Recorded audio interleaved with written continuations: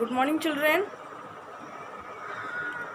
हम सभी अपने ऑनलाइन क्लास में प्रेजेंट हो चुके हैं और प्रेजेंट होने के जस्ट बाद आप सभी को क्या करना होता है, अपना अटेंडेंस बनाना होता है। तो प्लीज़ आप सभी बच्चे अपना अटेंडेंस बना लें।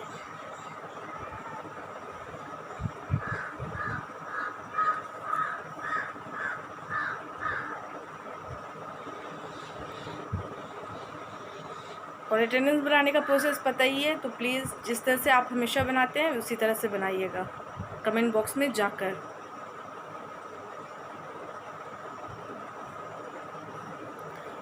और आप सभी का अटेंडेंस बन गया हो तो फिर से मैं नोटिस को रिपीट कर देती हूँ, रिकॉल कर देती हूँ। आप सभी का एग्ज़ामिनेशन 2 जुलाई 2 जुलाई से होने वाला है और आप सभी को पता है कि उस एग्ज़ाम में क्या करना है। तो सबसे पहले तो अपने मम्मी या पापा का व्हाट्सएप नंबर निकाल कर मतलब व्हाट्सएप ऑन करना है। उसके बाद व्हाट्सएप जो एंड्रॉयड मोबाइल पे एक ऐप है व्हाट्सएप, आप सभी को पता होगा, ठीक है। अगर नहीं पता है तो मम्मी पापा से ये बात कहिएगा कि व्हाट्सएप पे अविनाश सर का नंबर सेव करने के बाद उसमें आपका नाम मतलब जो जो बच्चे हैं उन बच्चों का नाम क्लास 1 या क्लास 2 जिस तरह से यानी कि जिस क्लास में आप हैं, आप क्लास 2 में हैं तो क्लास 2 और अपने पापा का नेम, ठीक है। ये 3 चीज़ आपको करके अविनाश सर के नंबर पे सेंड करना है, ठीक है। मम्मी का व्हाट्सएप हो तो भी पापा का नंबर लिखाएगा और पापा का नंबर हो तो भी पापा ही का नंबर लिखना है, ठीक है। इस तरह से आपको अपना name, class and father name तीनों चीज़ व्हाट्सएप पे लिखकर अविनाश सर को सेंड करना है। उससे यानी कि उससे पहले तो आपको अविनाश सर का नंबर सेव करना होगा जो व्हाट्सएप नंबर होगा। और अविनाश सर आप सभी बच्चों को इस नंबर के बारे में बताए होंगे तो आप सभी के पास होगा भी व्हाट्सएप नंबर, ठीक है ना। तो व्हाट्सएप कॉन्टैक्ट खोल के उसमें अपना name, class and father name लिखकर सेंड कर देना है। इस तरह से आप सभी बच्चों का नंबर अविनाश सर के पास जाएगा और उस व्हाट्सएप पे क्या आएगा, आपका क्वेश्चंस आएगा।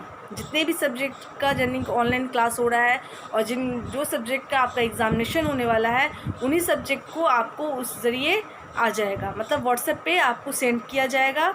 और उस क्वेश्चन को आपका यानी कि आपको आंसर लिखना है उस क्वेश्चन का। और उसके बाद जो शीट पे जिस पेपर पे आप एग्ज़ामिनेशन दीजिएगा तो उस शीट का आपको फ़ोटो क्लिक करके सेंड करना होगा। जिस व्हाट्सएप पे आपको क्वेश्चन आएगा मतलब जिस नंबर पे आपको व्हाट्सएप यानी कि ये क्वेश्चन आएगा उसी नंबर पे आपको फ़ोटो क्लिक करके सेंड करना होगा। तो पहले अच्छे से लिखने के बाद फ़ोटो क्लिक करनी है, उसके बाद जिस नंबर पे क्वेश्चन रहेगा उसी नंबर पे आपको जाकर फिर से वहाँ से अपना जो पेपर का फ़ोटो क्लिक करके फॉरवर्ड कर देना है, ठीक है।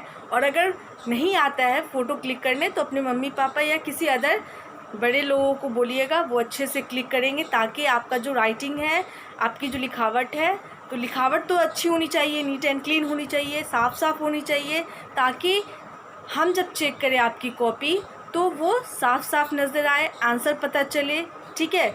बहुत सारे बच्चे ऐसे करते हैं कि आंसर तो लिख लेते हैं लेकिन वो साफ़ नहीं दिखता है, तो इससे क्या होता है, सामने वाले को मिस्टेक हो सकता है। तो आप मतलब जो पेपर पे लिखिएगा वो पेपर नीट एंड क्लीन होनी चाहिए और वो बड़ा पेज होना चाहिए। आप लोगों को बताया गया है रजिस्टर वाला पेज है ना, या क्या बोलते हैं रजिस्टर वाली जो कॉपी आती है, बड़ी कॉपी आती है, वो A4 साइज़ वाली जो कॉपी आती है, मतलब थोड़ी बड़ी जो रहती है, जैसे आप लोगों को स्कूल में मिलता था एग्ज़ामिनेशन में, ठीक है। तो उस तरह का पेज आपको ख़रीदना है और पेज पे आपको अपना नेम, क्लास और फादर नेम लिखना है हर हाल में। उसके बाद क्या कीजिएगा, आप आंसर लिखना स्टार्ट कीजिएगा। आंसर जब भी लिखिएगा, जैसे कि क्वेश्चन नंबर 1 है, ठीक है, तो क्वेश्चन नंबर 1 का आंसर 1 2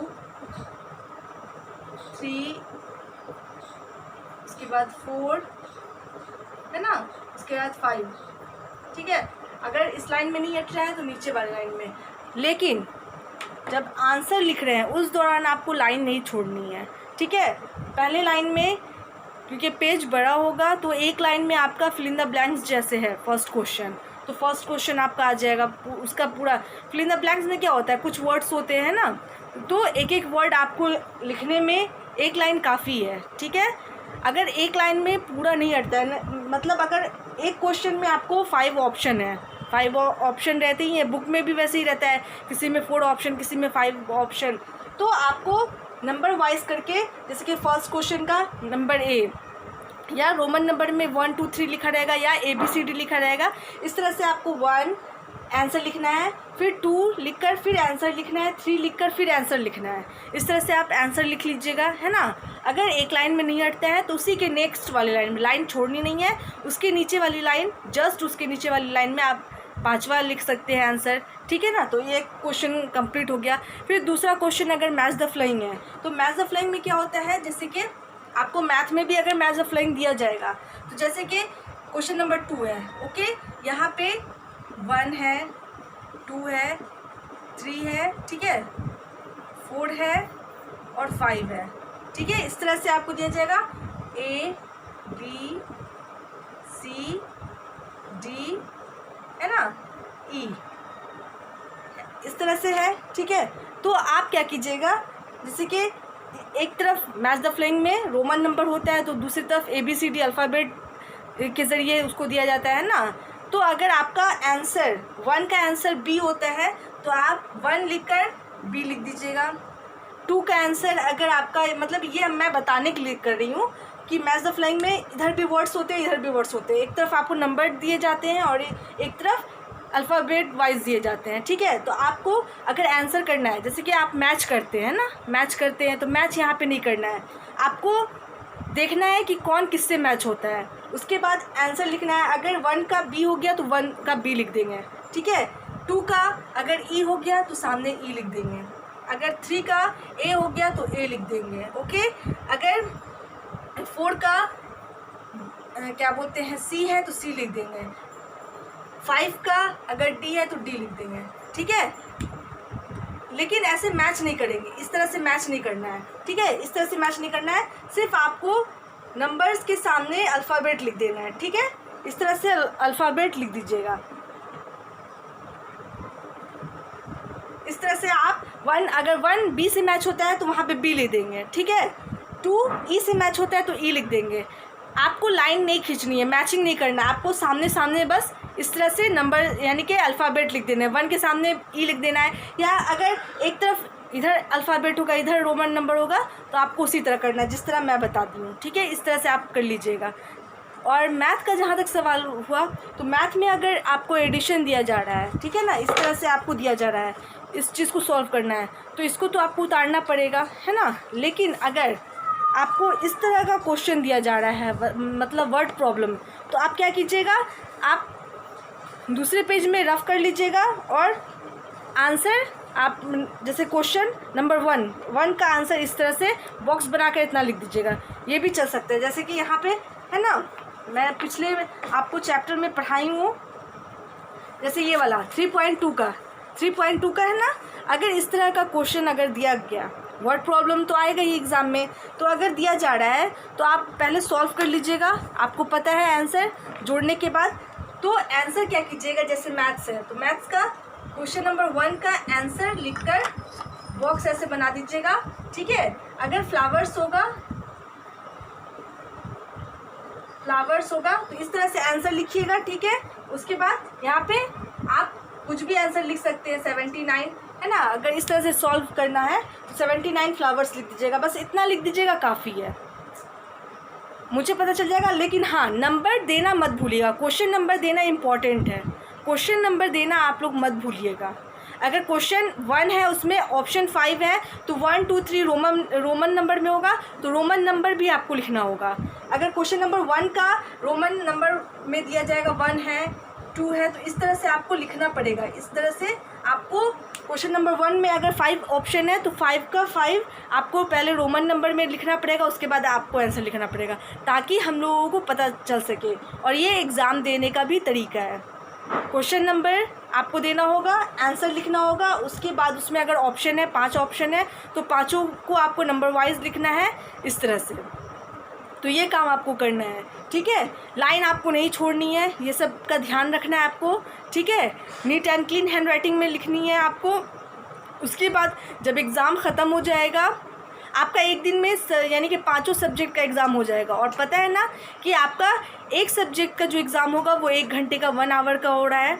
तो 1 आवर में आपको एक सब्जेक्ट को कंप्लीट करना है, फिर दूसरे आवर में आपको दूसरा सब्जेक्ट देना है। मतलब सुबह आपको 6 से 9 3 घंटा होता है, और 3 घंटे के अंदर आपको क्या करना है, एग्ज़ाम को फिनिश करना है। 3 सब्जेक्ट का है, 1 घंटे का होगा, ठीक है। उसमें 5 मिनट आपको दिया जाएगा कॉपी का फ़ोटो क्लिक करने के लिए, उसके बाद सेंड करने के लिए। उसके बाद तुरंत आपको फिर 5 मिनट के बाद, जैसे कि 6 से 7:05 तक आपको टाइम दिया जाएगा। उस 5 मिनट के अंदर मतलब आपको लिखने के बाद 1 घंटा पूरा जाएगा, तो 5 मिनट का टाइम दिया जाएगा। आपको फ़ोटो क्लिक करनी है सही से, एकदम अच्छी यानी कि क्लियर फ़ोटो क्लिक करनी है, उसके बाद सेंड करना है। उसके बाद दूसरे मतलब 7:05 के बाद 7:05 हो जाएगा तो आपको दूसरे सब्जेक्ट का एग्ज़ाम देना होगा। फिर उसके बाद आपको 8:05 जैसे होगा, मतलब 8 बजे आपको रोक देना है, स्टॉप कर देना है अपना लिखना, ठीक है। उसके बाद आपको फिर से 5 मिनट दिया जाएगा, आपको फ़ोटो क्लिक करनी है। उसके बाद आपको जिस नंबर पे आपका क्वेश्चन आता है उसी नंबर पे आपको क्वेश्चन यानी कि आपका आंसर शीट यानी कि सेंड करना है। उसके बाद 8:05 जैसे ही कंप्लीट हुआ आपको ये काम बंद करके दूसरा आपका तीसरा क्वेश्चन आपको सेंड किया जाएगा। आपको तीसरे सब्जेक्ट का एग्ज़ामिनेशन स्टार्ट हो जाएगा। उसमें भी आपको 1 घंटे का टाइम दिया जाएगा, ठीक है ना। तो उसमें भी क्या होगा, आपका एग्ज़ाम स्टार्ट होगा, मतलब 8:05 या 8:10 से आपका एग्ज़ाम स्टार्ट होगा। उसके बाद फिर 9:10 में आपको अपना लिखना स्टॉप कर देना है, राइटिंग स्टॉप कर देनी है। उसके बाद आपको फ़ोटो क्लिक करनी है, नीट एंड क्लीन एकदम साफ क्लियर फ़ोटो नीट यानी कि क्लिक करनी है। उसके बाद आपको 9:15 तक आपको हर हाल में सभी बच्चों को अपनी फ़ोटो सेंड कर देनी है। उसके बाद टाइम नहीं मिलेगा। अगर कोई बच्चे यानी कि 9:20 में 9:25 में फ़ोटो सेंड करते हैं तो उनका एक्सेप्ट नहीं किया जाएगा। इस चीज़ को आप ध्यान में रखिएगा। मतलब हर हाल में 9:15 तक आपको हर एक काम कर लेना है इन तीनों सब्जेक्ट का। आपको टाइमिंग दिया जाएगा, आपको उसी दौरान सेंड भी फ़ोटो क्लिक करनी है। 5-5 मिनट का आपको हर एग्ज़ाम के बाद मतलब जो पेपर आपका हो जाएगा, पेपर के 1 घंटे के बाद आपको 5 मिनट का टाइम मिलेगा। उसी 5 मिनट में आपको फ़ोटो क्लियर क्लिक करनी है, ठीक है, साफ साफ क्लिक करनी है। उसके बाद आपको सेंड करना है। उसी तरह शाम के टाइम में भी होगा आपको 7 से 9, तो 2 पेपर रात में होगी और 3 पेपर सुबह में होगी। आपको तो सब्जेक्ट पता है, सुबह में साइंस, SST, मैथ हो सकता है ना, और रात में हिंदी और इंग्लिश होगा, ठीक है। इस तरह से होगा। और पेजेस का पता ही है कि आपको बड़ी पेजेस लेनी है, उसी में आपको लिखना है। मतलब एक पेज में आपको पूरा कंप्लीट कर देना है एग्ज़ाम। मतलब जो आपका जो क्वेश्चन होगा वो एक पेज में ही आपको आंसर लिखना है। पेज डबल यानी कि दूसरा पेज यूज़ करने का बात नहीं है। बड़ा पेज है, आप लाइन छोड़ के नहीं लिखिएगा तो आराम से हट जाएगा।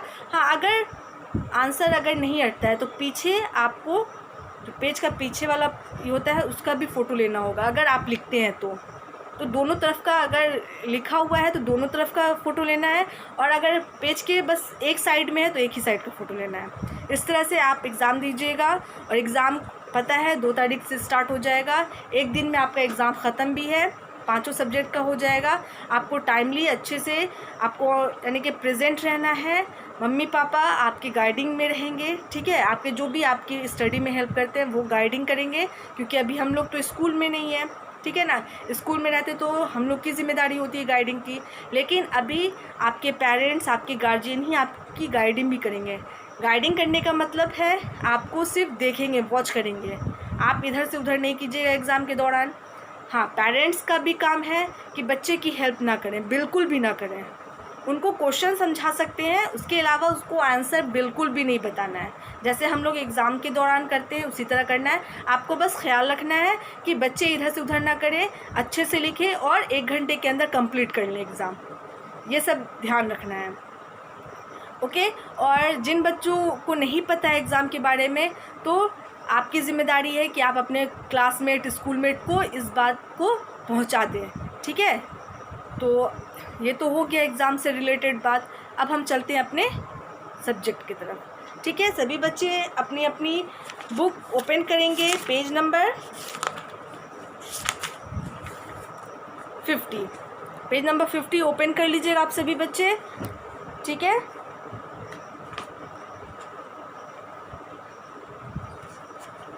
पेज नंबर 50 में क्या था, एडिशन ही था, उसमें भी कैरी वाला एडिशन है ना। तो आप सभी बच्चे अपनी अपनी बुक, और जिन बच्चों के पास नोटबुक है वो नोटबुक ही अपना ओपन करेंगे, और जितना जल्दी हो सके उतना जल्दी बुक ले लें, एग्ज़ाम भी होने वाला आप लोगों का। तो यहाँ पे क्या है, 3 पॉइंट एक्सरसाइज 3.6 है ना। तो उसी का हम लोग सॉल्व कर रहे थे। नंबर वन में क्या था, 386 और 58, इस तरह से एडिशन था। हम बॉक्स नहीं बना रहे हैं, 1 10 100 इस तरह से है। ठीक है, तो 6 + 8, 6 में हम 8 ऐड करते हैं तो 14 होता है। ठीक है, 14 का यहाँ पे क्या लिखेंगे, 4 लिखेंगे, 1 कैरी हो जाएगा। उसके बाद है 8 + 5 क्या होता है, 8 में हम 5 ऐड करते हैं तो 13 होता है। 13 में हम 1 ऐड करेंगे तो क्या हो जाएगा, 14 हो जाएगा। 14 का फिर 4, यहाँ पे 1 लिखा जाएगा। 3 + 1, क्योंकि यहाँ पे कोई नंबर नहीं है तो कैरी वाला नंबर हम ऐड कर देंगे तो क्या हो जाएगा, 4 हो जाएगा। उसके बाद है नंबर 2, 7 6 4 7 9 7, इस तरह से फिर से हमको ऐड करना है। 4 + 7 कितना होता है, अगर हम 4 में 7 ऐड करते हैं तो 11 होता है। ठीक है ना, आप सभी अपने फिंगर्स पे ऐड कर सकते हैं, आसान है इसलिए मैं सीधे बता दे रही हूँ। ठीक है, 4 + 7 = 11, 11 का 1 होता है, 1 यहाँ पे कैरी वाला 1 लिखा जाएगा यहाँ। ठीक है, उसके बाद 6 + 9, हम 6 में 9 ऐड करेंगे, तो 6 में अगर 9 ऐड होता है तो कितना होता है, 15 होता है। ठीक है ना, 6 में आप 9 ऐड कीजिएगा तो 15 आएगा। 15 में आप कैरी वाला 1 ऐड करेंगे तो 16 हो जाएगा। 16 का फिर 6 लिखाएगा, 1 कैरी हो जाएगा। 7 है और उसके नीचे कोई नंबर नहीं है, तो 7 में आप कैरी वाला नंबर हम ऐड कर देंगे तो 8 हो जाएगा। ठीक है, इस तरह से। उसके बाद क्या है, नंबर 3, 355, ओके, 276। ठीक है, अब यहाँ पे ऊपर में भी 3 डिजिट है और नीचे में भी 3 डिजिट है। यहाँ पे नीचे में 2 डिजिट था। ठीक है, अब हम 5 + 6 करेंगे। 5 में हम 6 ऐड करते हैं तो 11 होता है। 11 का 1 हो जाएगा और 1 यहाँ कैरी वाला लिखा जाएगा। फिर 5 + 7, 5 + 7 कितना होता है, तो 5 में आप 7 ऐड कीजिएगा तो क्या बोलते हैं, 12 हो जाएगा। 12 में आप 1 ऐड कीजिएगा तो 13 हो जाएगा, तो 13 का 3 लिखिएगा और 1 कैरी कर दीजिएगा। फिर अब 3 + 2 5 होता है और 5 में आप 1 ऐड कीजिएगा तो क्या हो जाएगा, 6 हो जाएगा। तो मैं डायरेक्ट बता रही हूँ, और आप सभी बच्चों को ऐड करने तो आता है, और ये यानी कि सिंपल टाइप से एडिशन है, इसीलिए इसमें कोई दिक्कत नहीं है। आप फिंगर्स के ज़रिए भी ऐड कर सकते हैं ना। और अगर जिन बच्चों को फिंगर्स पे मुश्किल होती है तो वो क्या करेंगे, कॉपी पे अपने साइड में रफ़ पेज यानी कि रफ़ लाइन बना लेंगे, उसी पे अपना ऐड कर सकते हैं। लेकिन ऐड करना मुश्किल नहीं है, आप लोगों को आना चाहिए। क्लास 2 में अब आ गए हैं तो आप लोगों को ऐड करना आना चाहिए, और छोटे छोटे नंबर्स हैं। ठीक है ना, तो इसमें कोई परेशानी वाली बात नहीं है, और सभी बच्चों को आता ही है। मैं इतना जानती हूँ कि आप सभी बच्चों को ऐड करने, सब्ट्रैक्ट करने सब कुछ आता है। ठीक है, तो आप समझ रहे हैं कि मैं किस तरह से करी हूँ। मैं डायरेक्ट कि 5 + 6 11 होता है, 11 का 1 हो जाएगा, 1 कैरी हो जाएगा। 5 + 7, तो 5 और 7 को हम ऐड करते हैं तो 12 होता है। ठीक है, 12 में 1 ऐड कर दिए कैरी वाला तो 13 हो गया। फिर 13 का 3 लिखाएगा और 1 कैरी हो जाएगा। उसके बाद 3 + 5 3 + 2 = 5, और 5 में कैरी वाला 1 जोड़ देंगे तो 6 हो जाएगा। उसके बाद है नंबर 4, 573। ठीक है, उसके बाद है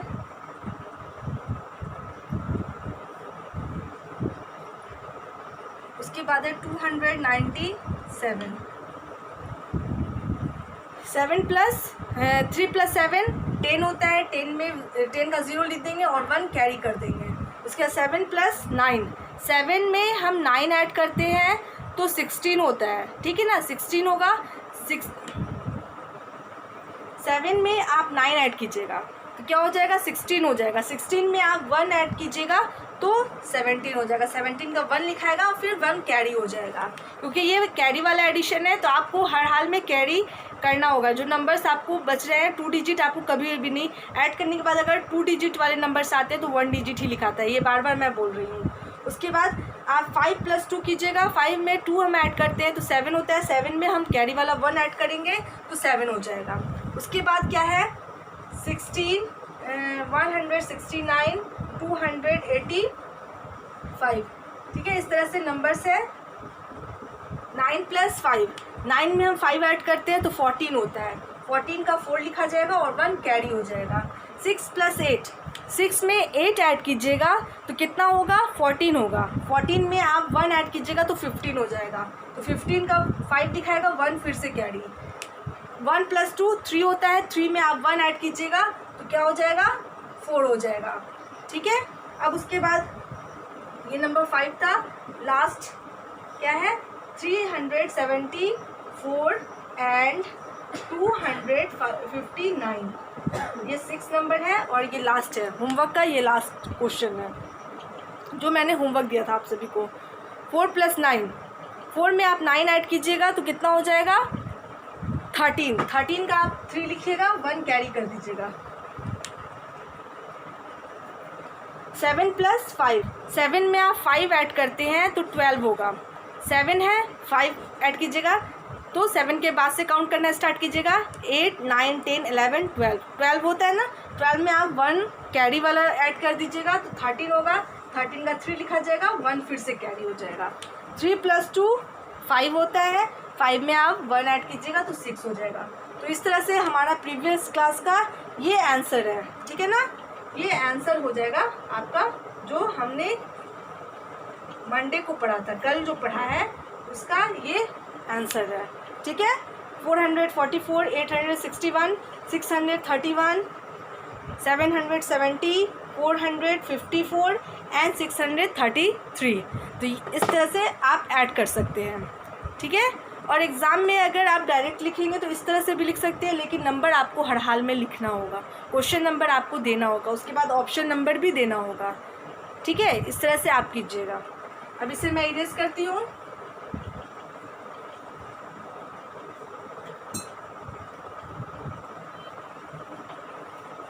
और एग्ज़ाम की तैयारी तो बिल्कुल भी बंद नहीं कीजिएगा। आप लोग एग्ज़ाम के लिए तैयारी करते रहिए और 2 तारीख से जैसे जैसे आपको क्लास भी बता दिया जाएगा और या बता दिया गया होगा आपको क्लास कि किस दिन आपका एग्ज़ाम होगा, किस दिन, मतलब सभी बच्चों का एग्ज़ाम है तो क्लास वाइज ही एग्ज़ाम होगा। एक दिन यूकेजी नर्सरी, एलकेजी, यूकेजी 1, 2 इस तरह से होगा, है ना। तो आप सभी को इन्फॉर्मेशन भी मिल गई होगी।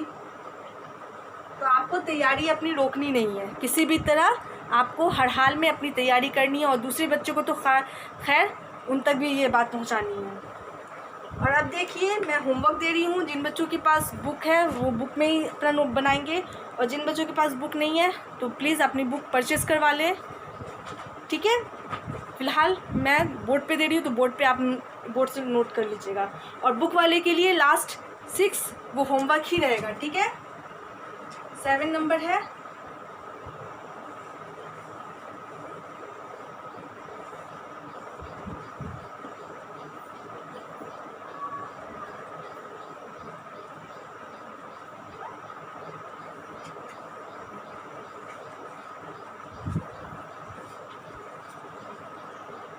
इस तरह से आप नोट कर लीजिएगा।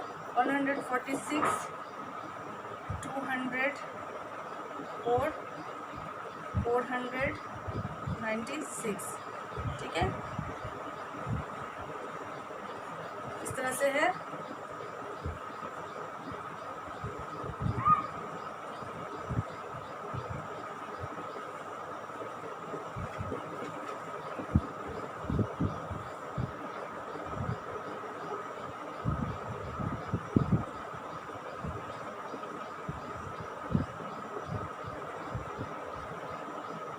$355, 424, 174। तो ये 7 नंबर का क्वेश्चन है, ये 8 नंबर का क्वेश्चन है। इस तरह से आप उतार लीजिएगा, ठीक है। 9 नंबर,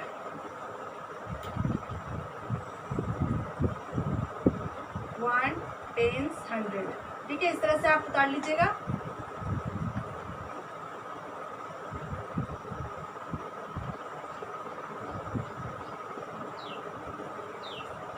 टू 104, 327,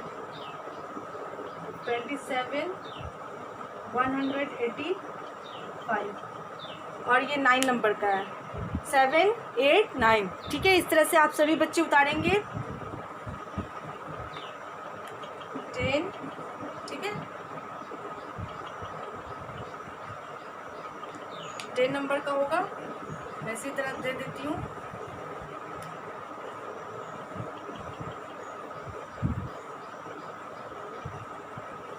टेन नंबर का क्या है, 356, 263 एंड 143, ठीक है। इस तरह से आप कर लीजिएगा।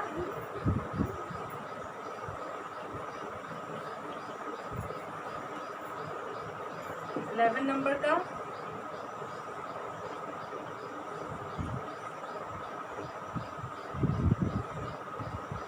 ठीक है, ये 11 नंबर है। 304, 197, 255, ये 11 नंबर का है।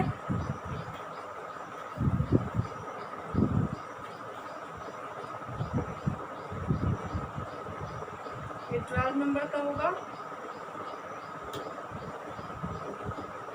1 10 100, ठीक है। इस तरह से आपको बॉक्सेस भी बनाने हैं, ठीक है।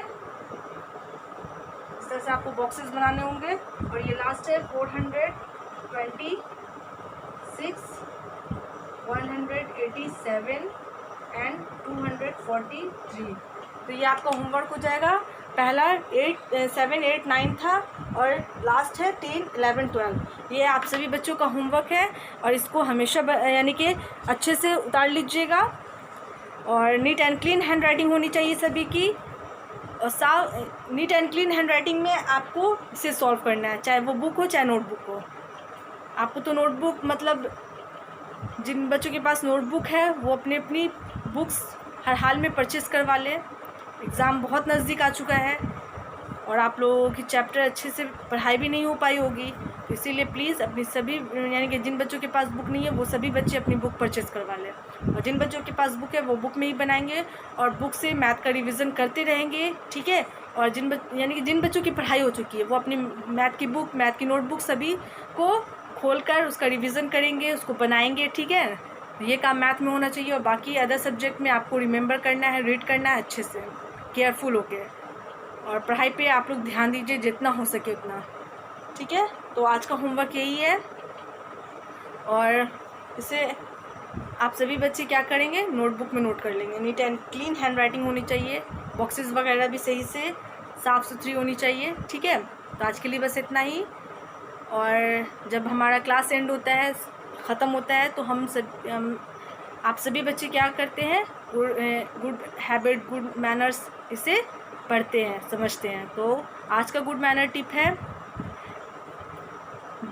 यानी कि ब्रश करना है ट्वाइस अ डे, है ना। दिन में मतलब दिन भर में 2 बार हमें ब्रश करना चाहिए, ठीक है ना। एक तो सुबह उठने के बाद, जब हम सोकर उठते हैं तब हमें ब्रश करनी चाहिए। और उसके बाद दिन भर का जो खाना पीना होता है वो हमारे दांतों में जाकर जम जाता है ना, हमारे दांतों में फंस जाता है। तो जब हम सोने जाते हैं, ठीक है ना, तो बेड पे जाने से पहले हमें उस टाइम में भी यानी कि एक बार ब्रश कर लेनी चाहिए, ताकि हमारे मुंह में जो गंदगी है मतलब खाने पीने का, तो वो एक तरह से गंदा ही हो जाता है मुंह, है ना। और दांत में क्या होता है, उसकी वजह से अगर हम ब्रश नहीं करेंगे तो दांतों में कीड़े लग जाते हैं। तो हमें इस चीज़ का ध्यान देना चाहिए, बदबू आने लगती है मुंह से, है ना। तो ये काम हमें करना ज़रूरी है। हम अपने बॉडी को साफ़ रखते हैं, तो ये भी तो हमारा माउथ भी तो क्या है कि हम बात करते हैं किसी से तो हमारा बैड स्मेल, मुंह का जो स्मेल होता है वो दूसरे को लगेगा, दूसरे हमसे बात करने से दूर हटेंगे, बात नहीं करना चाहेंगे और दांत पीले पीले लगते हैं। तो हमें दिन भर में 2 बार ब्रश करना चाहिए, एक सुबह उठने के बाद और दूसरा सोने से पहले। तो आज के लिए बस इतना ही। Thank you all, goodbye and take care.